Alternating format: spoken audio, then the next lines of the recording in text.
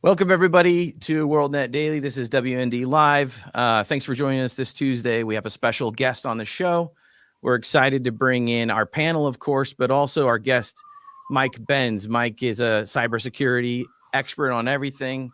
He's a based guy that loves Trump. He's the executive director of the Foundation for Freedom Online, a huge ex-personality, former State Department official, Twitter files explainer, truth sayer, salsa dancer, a musician, a guy with the best manicured beard on the internet. I think I'm trying to get second place. Mike, did I miss anything? Please come in and tell us. Thanks. I think my mother would be very appreciative of that. I have to thumbs up about that beard. Oh, good go. Thanks, guys. Yeah, that actually means a lot. Mike, I said a little bit about you, but could you just tell us a little bit about yourself if our audience doesn't know who you are? Yeah, my focus is on the censorship industry. It's really about restoring freedom of speech on the internet. When I was at State, my role was in sort of negotiating tech policy platforms in a world where every government tries to put their own laws and stamp the rules of the road of cyber commerce in their own national interest.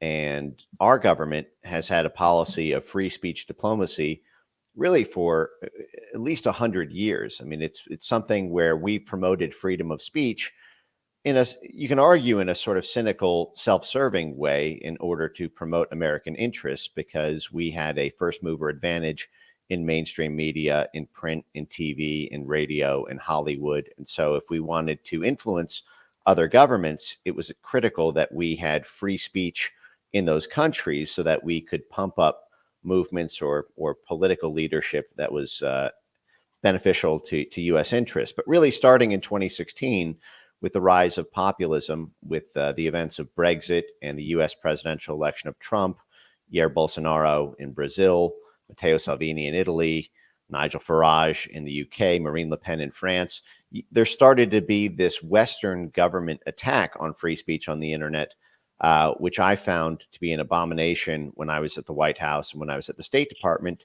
And the work that I do now is to educate the American people about threats to free speech, and in my individual capacity to advocate for ways to reform and rein that all in. Mike, I want to just throw this quick additional thing in here. I'd love you to talk about it. I think you're the first person we ever saw that I can remember that kind of described this tentacle-like system that the government has stretched out into the private sector, and especially social media. Could you talk about that a bit? Yeah, that's very important. Forgive if there's some background noise here. I'm Mark Safe. I don't think that there's any 10-degree slope roofs. You're not about to get swatted or anything, are you, Mike? I hope not. But, effectively, this is something that I think the American people are getting wiser and wiser to. And we now have, kind of small army of free speech educators who are, I think, improving public knowledge in Congress, in the media, on social media, even in little pockets of academia about the nature of what we're up against. And the easiest way to understand it is something called the whole of society framework, which is their terminology for what they've constructed. You see, when the events of 2016 happened, and NATO, for example, which is the Western transatlantic military alliance, believed that free speech on the internet was the biggest threat to NATO because it was leading to the election of populist leadership who was NATO skeptical, who was going to cause this whole Brexit, Frexit, Grexit, it'll exit domino. They thought the whole rules-based international order would come undone, and that it would be like the ending scene of Fight Club, where the credit card companies all come crashing down because people were allowed to vote for and could popularize outside the gatekeepers of so-called democratic institutions, i.e. controlled captive media, people who they thought were funny or entertaining or more lucid to their, to their own way of thinking on the internet. And so, they were very careful in 2016 about both what they wanted and how to get it done. And can tell you, as someone who was basically present at the creation, because I dedicated my whole life to effectively following these people and their machinations. I began writing a book on this 8 years ago and spent morning, noon, and night in these people's Zoom calls and reading their white papers. And it was fascinating to watch it all unfold because they had a clear aim. They said China doesn't have this problem. Russia doesn't have this problem. The autocracies, because this whole thing is framed around this foreign policy dynamic of democracy versus autocracy, which is basically a giant fake out that's designed to give us carte blanche to overthrow any government on earth in the name of democracy. This is the Woodrow Wilson doctrine of making the world safe for democracy, which basically means even if someone isn't a national security threat, even if they're minding their own business, we still can deploy the CIA and the State Department and U.S. aid and even the U.S. military to overthrow their governments and install a puppet dictatorship more pliant to U.S. interests in the name of democracy. But they had this big problem in 2016 where they said, China doesn't have this problem, Russia doesn't have this problem. But we want that style of outcome where we can put bumper cars on democracy. This is the way they were thinking about it. Democracy 2.0, democracy in a digital age. It has to be reframed in a different way. We need to stop thinking about democracy as being about the will of the consensus of individuals and thinking of it as the will of the consensus of institutions. That's really what democracy is. That was the framing they came up with. And they said, the problem is we can't just do a total government top-down way like Russia or China, because that's what we, in our diplomatic lingo, call autocracy. So we need to use an approach that takes the instruments of statecraft that we typically use in other foreign-facing operations. That is this whole of society model, which actually comes from our counterinsurgency military doctrine. Essentially, this is what coined counterintelligence and counterinsurgency effectively involves. Is it's not just the U.S. government going in. You get the private sector companies on board. You get the civil society institutions, the universities, the NGOs, the nonprofits, the activist groups, the community leaders, and you get the media all in sync. And you can pay off these people as the government using government grants and contracts. And they've now poured hundreds of millions of dollars into this whole of society counter misinformation complex, which is really just a way of saying it's a whole of society censorship machine, where the government is very deliberately astroturfing a bottom-up censorship apparatus in private sector companies, in university labs, in NGOs, and in like-minded, politically affiliated media outlets in order to swarm pressure on institutions to censor voices or movements on the internet that are deemed hostile to their interests. It sounds as tyrannical as I imagined. I mean, Elizabeth, you have a question for Mike? well, that brings us to the events of Saturday when our president was nearly killed by an assassin. And then, well, of course, the natural fallout after we picked ourselves up off the ground or stopped crying or, finally figured out that he was alive was, wait, okay, glad he's alive. Thank you, Lord. What happened? And how could that happen? Who is involved? Is this one, grubby little 20-year-old was able to mastermind one of the most effective attempt at an assassination in decades? We're all flabbergasted. All the questions start coming in, and immediately we see walls going up and absurd excuses and explanations and people saying, I'm not stepping down and I'm not going to, give you any further information, on and on and on and on, circling the wagons. So, Mike, give us insight into what maybe what happened, what we're facing. Are we ever going to get to the truth? What can we do in order to help further that effort?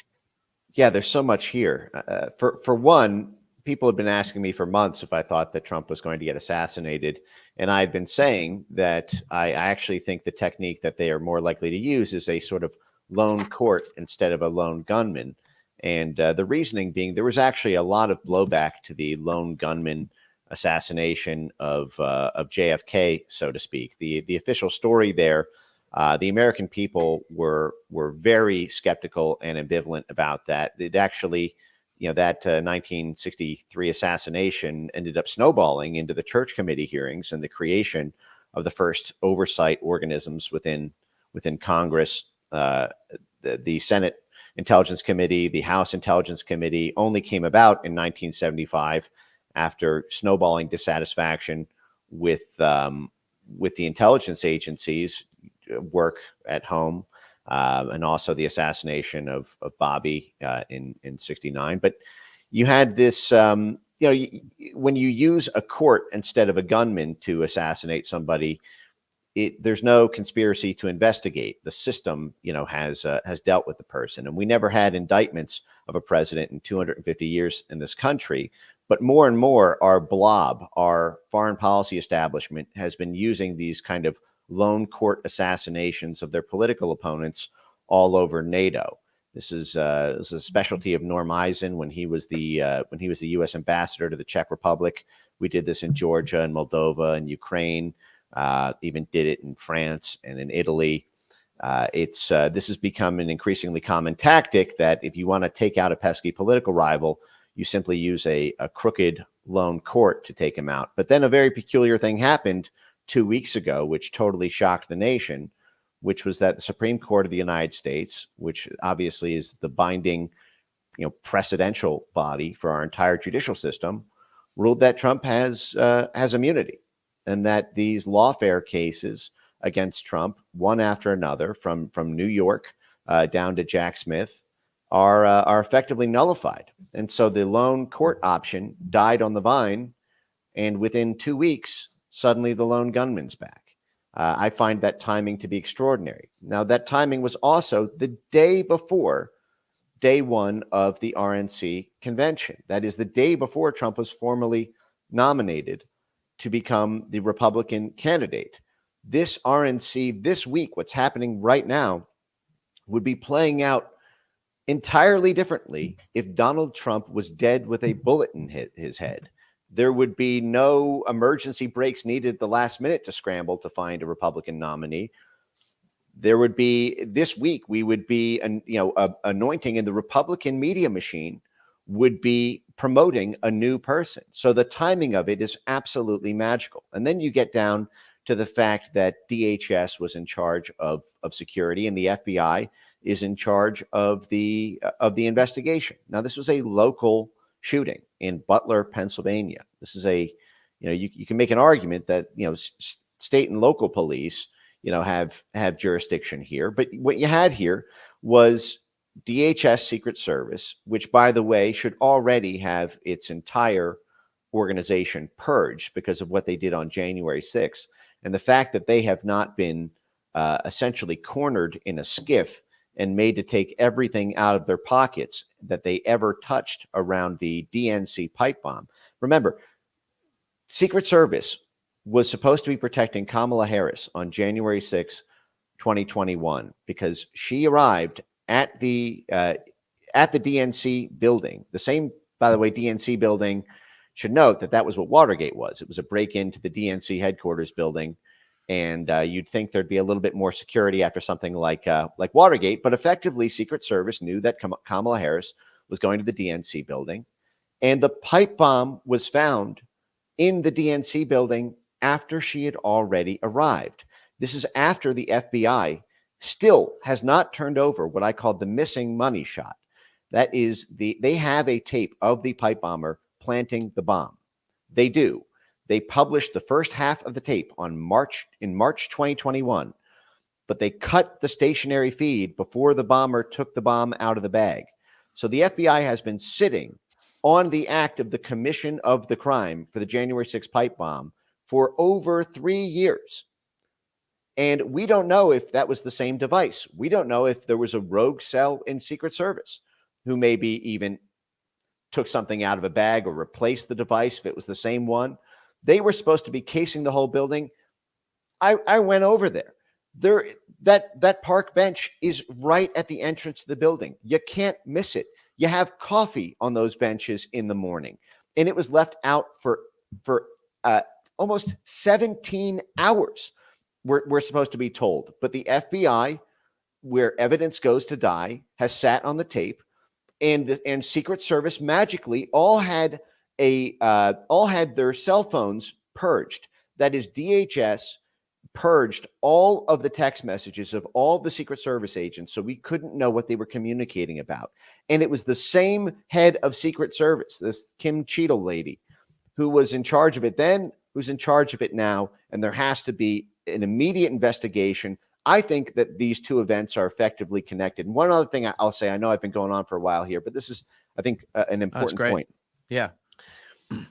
There has been almost no acts of terrorism in this country whatsoever, from Oklahoma City to 1993 with the World Trade Center bombing one, to the ISIS terror attacks of the early aughts, to the Whitmer Fednapping, to January 6th, where we have not seen evidence of the FBI having direct links, being in the Discord chats, being in the group messages, and having either eyes on or direct communications with the terror suspect prior to the attack. This is, we can go through the whole history of this, from Elohim City with Oklahoma City and all the federal agents there, to 1993 when the FBI had people in the actual bombing crew planting the bombs, talking with their handlers, to a great book by Trevor Aronson called Terror Factory about all the manufactured Muslim terrorist threats that were effectively FBI entrapment plots, to the fact that over half of the people involved in the Whitmer Fednapping plot were federal agents or informants. And then you have this, you had even the Buffalo shooter, the MAGA Buffalo shooter, about 2 years ago. And it turned out months later that person was in a group chat with a federal agent, of only 6 people in there. One of them was a Fed.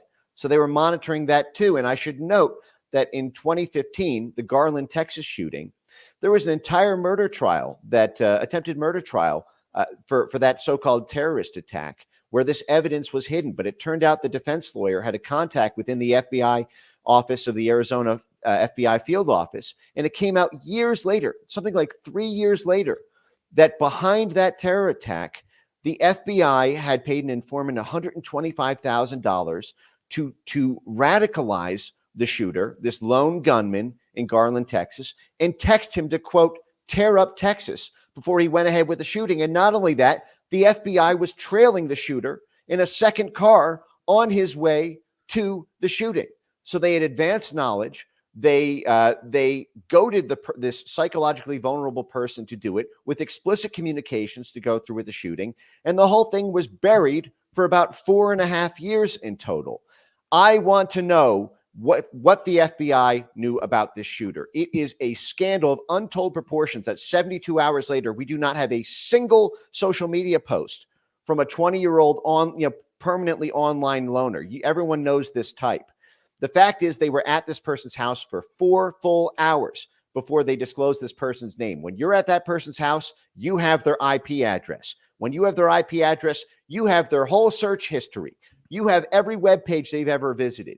You have a physical record of all communications, the entire digital footprint, and that has been blocked from the American people. It's likely to be blocked through the entire presidential election.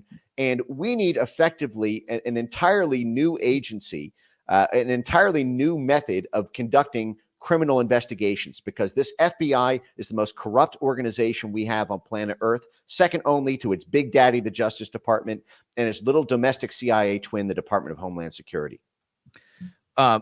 Amazing, Mike. Thank you. Every time you tell this, you lay out this thing, I kind of feel like 2 things. I feel like, first of all, you need your own uncensored Wikipedia of the history of our government turning against us, which is terrifying. I want to throw to Joe Kovacs for a question for you, Mike. Go ahead, Joe. Thank you, Mike. We do polls in our stories, and one of the polls that we've asked this week is, was this assassination attempt an inside job? And overwhelmingly, people are answering, yes, it's an inside job. We've all seen the videos of everyone pointing to the shooter and alerting law enforcement, there's the shooter, and supposedly they did know. Even one officer supposedly confronted the shooter and then backed away when the shooter pointed a gun at him. We've heard excuses from the director of the Secret Service, Kim Cheadle, that, oh, we didn't put anybody on that roof because it was sloped and it's a safety concern. but they had their own snipers. The police had their own snipers on a more sloped roof, a more dangerous roof.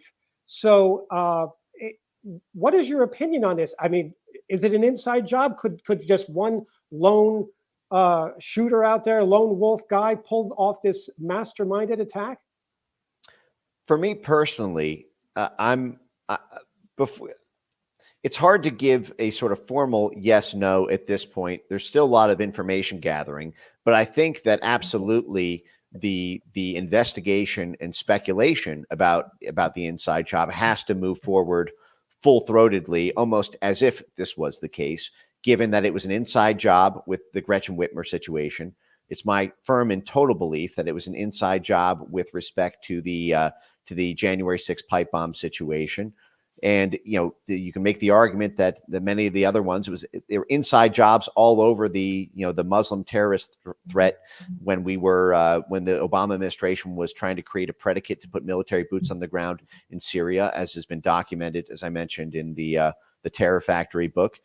This is not uncommon. This is actually far, you might say it's more common than not that these things are. Now, there's always the made it happen versus let it happen, type scenario. There's so many different decision trees. The issue is right now the information is so incredibly limited because the FBI, where evidence goes to die, is holding everything, and will likely hold it under this predicate of an ongoing criminal investigation, which is why Congress needs to immediately set up a subcommittee. But part of the issue here is Congress needs guts. And what we just saw with the Biden tapes, this all comes down to the Justice Department. The Justice Department is that narrow Strait of Gibraltar through which all ships pass. And Merrick Garland was the mop-up man for Oklahoma City, the one who told everyone not to worry about a John Doe number 2. This is a guy who's made his bones. His entire rise in his career for 30 years has been covering up crimes for the intelligence community. He was issued a congressional subpoena to turn over the Biden tapes and openly defied it the same week he sent Stephen Bannon to prison for defying a subpoena. And the Republican Congress the Republican-controlled House still did not vote last week to hold him in inherent contempt. Now, is that because they fear reprisals from the Justice Department? Of course, the Justice Department can turn around and send them to jail for bogus reasons if they confront Garland. The FBI can sic its domestic intelligence arm, the FBI, to monitor the communications and every digital footprint and every phone call of every member of Congress who lines up against them. This is exactly, the kind of terror that many members of Congress lived under with J. Edgar Hoover, and that they're living under today with Christopher Wray and Merrick Garland. But the fact is to confront this, you need bravery and you need to be willing to take the hits like our president just did. We need that same level of courage from Jim Jordan's House Judiciary Committee, from James Comer's House Oversight Committee, from Mark Green's House Homeland Security Committee. Now is the moment for courage, and courage is contagious. If they are courageous, we will have their back. Mike, I'd love to throw to Elizabeth real quick. She's got a final question for you here. Well, I have 12, but yeah, I will say, as far as courage, I went off yesterday about the fact that, and of course it's women as well, but we need men. We need men with backbone. We need men with strong knees. We need men with courage. Be strong and of a good courage, God said to Joshua before he went into the promised land. And what we don't see is courage broadly in the Republican Party, and the courage of Democrats to be willing to step out of line, because that's a tough thing when, to go against all of your colleagues. But the Republicans, there is no excuse other than the uniparty.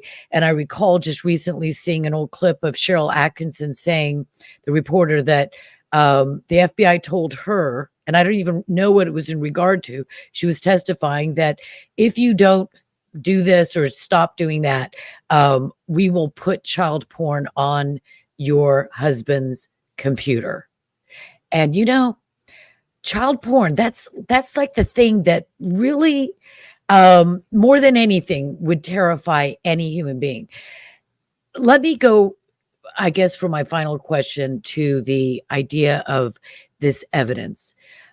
Immediately, we're all watching this. The beautiful thing is there's a hero besides Donald Trump named Elon Musk, and we now have X, uncensored or presumably uncensored, and we have insight into the machinations of what's happening, because we have millions of independent citizen journalists out there commenting and putting stuff together. And I think that we're all wondering about, for instance, the 4 hours that somebody couldn't be in my house for 7 minutes without knowing my name and a lot more about me. They're in there for 4 hours. Then they can't get into the phone. And I think FBI, I know they could get into my phone if they wanted to, but the shooters, they can't. And so I don't know if that took a couple of days. And the question arises, one, clearly, okay, I'll just step out. I believe that there is definitely a cover up. And if it's not, make it happen, let it happen, whichever one. They're certainly going to want to massage who this guy was, rewrite history, and make it to their own advantage if this is all part of sort of, let's call it an inside job for right now, whatever manifestation that is.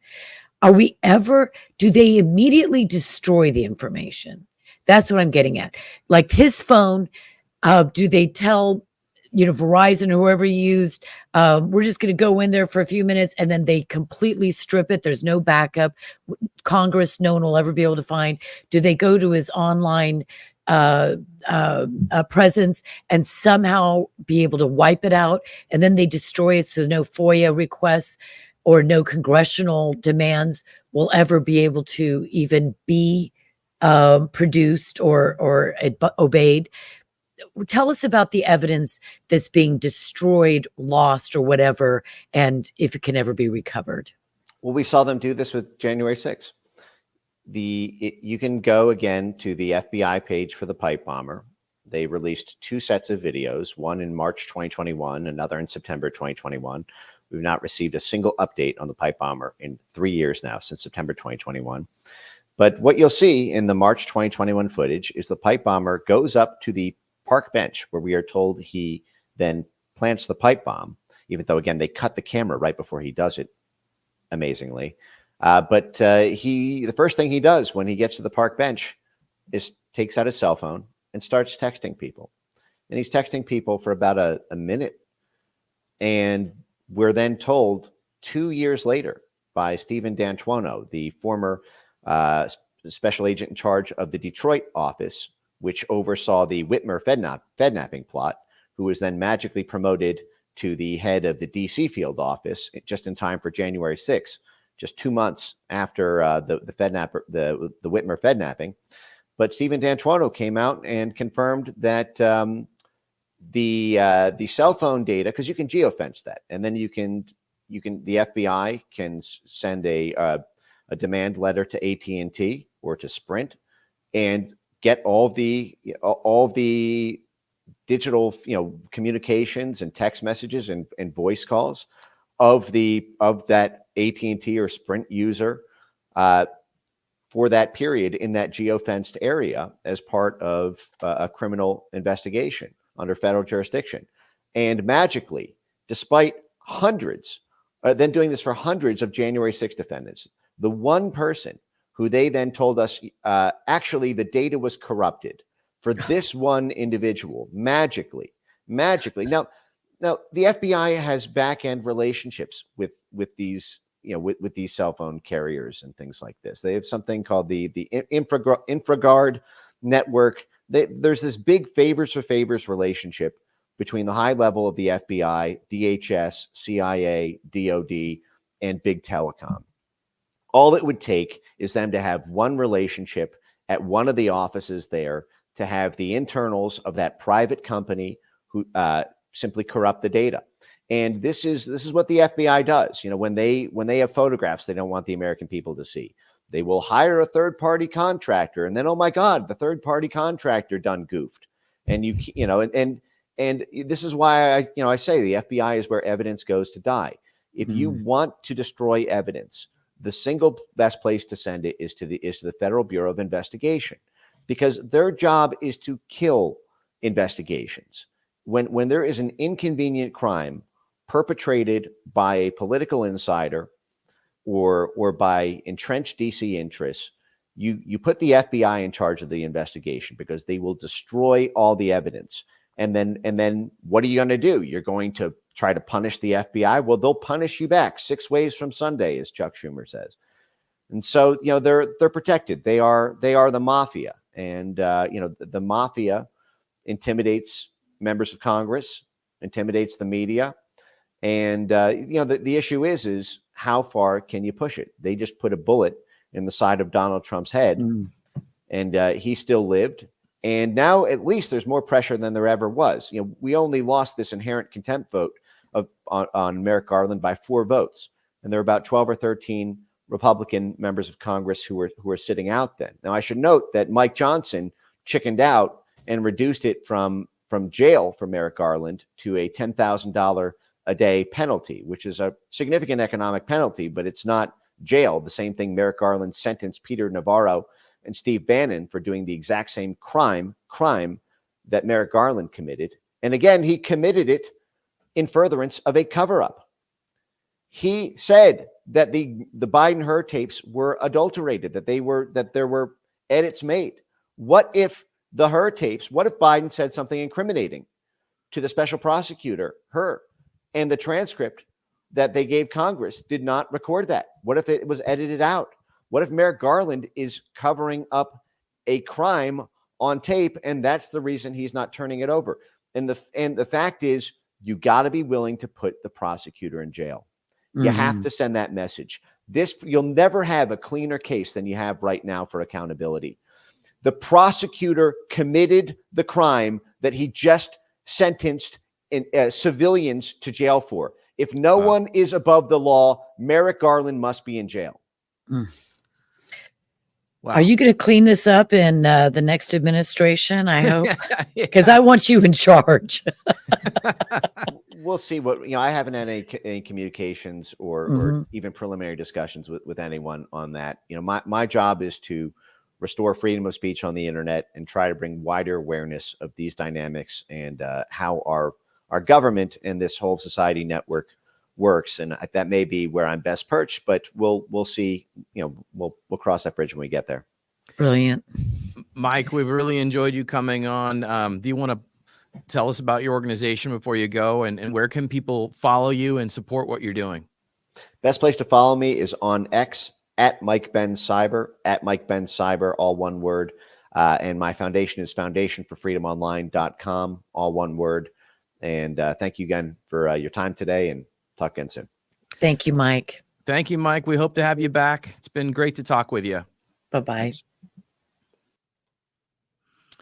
What do we think, guys? Pretty crazy. Well, of course, we could have gone on for hours. One of the things, so many things came to my mind, but one was I'm always looking at the CCP China as our greatest national security threat. And we know, of course, that the FBI and Homeland Security considers grandmas who carry Bibles and moms who complain to school boards as the greatest national security threat. Oh, besides global warming. I think that Mike Benz, if I had gotten a chance to ask this question, might say that the blob, and in particular the FBI and Homeland Security, are the single greatest threat to our society, not to our democracy, to our republic. What do you think? Yeah, Joe, go for it. I was just going to say, people always wonder who the deep state is. You don't have to look much farther than the FBI and the Justice Department. They're right in front of our face of who the deep state is, with all the inside jobs that he went down a laundry list of inside jobs many of which I'm sure a lot of people have forgotten about. But we see what's happening now with the so-called investigation into the attempted Trump assassination. And it looks like, the deep state is right there doing their best to cover everything up. Oh, there's nothing to see here. And, why is the director of the Secret Service still employed? I mean, she should have been gone right away, and she's still there, and she has no intentions of resigning, by the way. So we live in a wicked, evil time. And, I just want to, on a positive note, I wanted to point this out because I just wrote a news story, and it's at the top of WND right now. And it's just very inspiring because there are folks out there who noticed that the time Trump was shot was 6:11 in the evening on Eastern Time in Butler, Pennsylvania.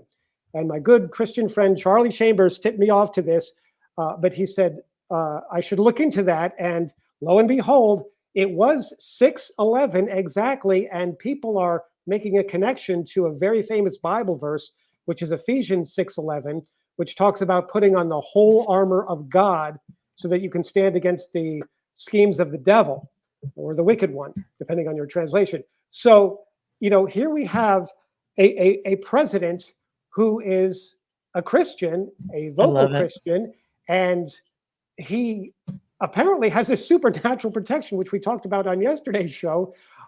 He moved his head at the right time. Was that God or an angel doing it? But the whole 6th chapter of Ephesians in the New Testament talks about having the belt of truth and a breastplate of righteousness and a shield of faith, helmet of salvation, sword of the Spirit, that sort of thing. So we as believers can have this supernatural protection if we have faith and speak the truth and focus on our salvation, that sort of thing. So we do have the weapons of spiritual warfare, and apparently people are noticing that, and I just find it fascinating. And not only that, it wasn't just 6:11; it was 6:11 and 33 seconds. So Jesus died at age 33. Just saying. Okay. 33. I think so many people thought of that verse and so many other scriptures when we all witnessed that, but that was one, and I didn't put those two things together. I think this deep state blob is really the core, the hub of all stories. If you look at the demographic warfare that is being executed against the United States, you can call it immigration warfare or weaponization of immigration. That's deep state. I mean, it's all interrelated. These cover-ups, of course, is definitely deep state. The too big to indict, which is now more ironic than ever, because President Donald J. Trump, or former President Donald J. Trump, was not too big to indict, but Merrick Garland or Mayorkas or any of these others, they're always unscathed. Hillary Clinton, they always go unscathed, and they know they're going to, so they can work with impunity. Every story, our relationship with Israel, there is so much deep state involved in that. Our relationship with Iran, with China, my goodness. The deep state, the blob, is really the center of the wheel, and all the spokes come off of that. And so if we keep our eyes focused and always updating ourselves, since I start watching Mike Benz, I've learned so much, because he has a remarkable ability to, firstly, an eidetic memory or whatever. He seems to know everything in every detail, but he puts it all together and it makes so much sense. And he is so credible. And so that's the whole package. And we should all be watching Mike and his work. So, definitely follow him at X, because, I wait for every one of his posts. They're that good. So that was wonderful. Thank you, Elizabeth. Yeah, Mike. Hopefully we'll have Mike back. He's like an encyclopedia of everybody senses things are strange and they don't really make sense, but Mike has the receipts on these things and he can point to the deep state and what they're doing. I want to throw out just our final thoughts. Joe, if you want to go, please, sir. Well, again, we are to continue fighting the good fight, no matter what's thrown at us. You know, we can get through this. This is a spiritual battle between the forces of good, which is God, and the forces of evil, which is Satan, the devil. But if we continue voicing the truth, speaking the truth, put on your own armor of God. As I mentioned, read the 6th chapter of Ephesians, and you yourself can be protected, and the nation as a whole can be protected. Fantastic. Elizabeth? Yeah, I was just thinking about prayer, and I've mentioned a couple of times that I've been praying about a potential assassination attempt, a prayer of protection for the president, and for the strengthening and discernment of his Secret Service, and probably, knowing myself, praying also at different times for conspiracies or deep state actions against the president with regard to a potential assassination. And then I think about WorldNetDaily. We pray together as a team, as a company, colleagues. But I think about the Mike Benzes of the world and the Cheryl Atkinsons that I mentioned earlier.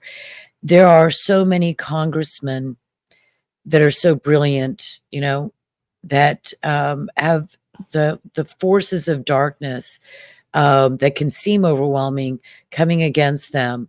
And then there's private individuals. There are men and women in the media.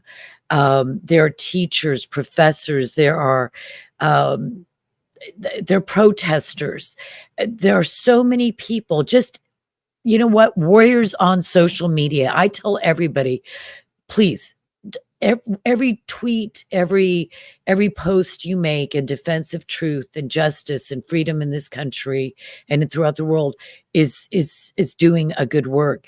And so I think that we should keep at every dinner time, in morning, if you're laying in bed, saying your prayers before you go to bed, or kneeling, as my mother would say,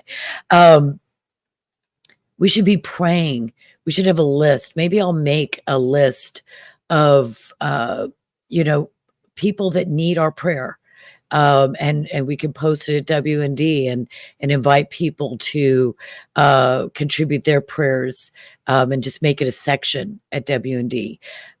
Because I think that it's very easy, no matter how spiritual, no matter how biblical our faith and deep our faith, it is so easy to get caught up and think, well, who am I supposed to be praying for? And like, do you remember Mike Benz? We want to remember Mike Benz because he is got to be a target, or he's probably got a bullseye on his back. Just saying. Anyway, pray. Well, it's a great point. The Democrats are happy to say that people have bullseyes on their back. They have no fear of saying that. Guys, we want to thank you for watching, and of course, we always say please go to our Rumble, follow us there. Wherever you're watching, we want you to comment, and we're going to have more of Mike, more guests, and we're happy that you came to watch us here. And as usual, God bless America, and we thank you for watching. We'll be back. Thanks, everybody.